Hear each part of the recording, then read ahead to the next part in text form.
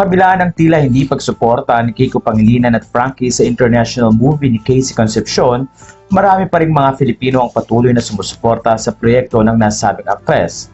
Ilang mga photos ang ibinahagi ng kanyang mga kasama sa pelikula at nandoon din ang boyfriend ni Casey na si Steve Michael Woodridge. Umaasa ang buong cast ng nasabing pelikula na magiging lalong positibo ang reception ng mga manonood nito sa iba't ibang parte ng mundo. Samantala, napansin naman ng mga netizens na tanging nagsusuportahan sa kanilang proyekto ay si Casey lamang at ang ina nitong si Sharon. May mga balita din kasing lumabas na walang planong manood ni Kiko at mga anak nito ng nalalapit na concert ni Sharon at Gabby Concepcion na gaganapin nga sa October 27.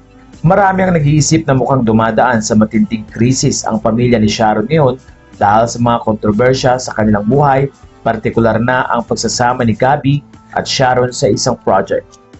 Kahit na nga nasa New York si Frankie ay hindi siya nagbigay ng suporta sa kapatid. Tanong ng mga netizens ngayon, mukhang nagtitiisa na ang kanilang pamilya at wala nang pakialam sa isa't isa.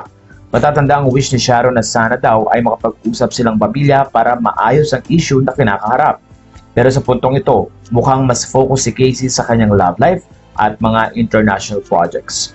Inamin ni Casey na mas gusto niyang gawin ang mga bagay na para sa kanyang sarili at hindi na muna iisipin ang sasabihin ng kanyang pamilya.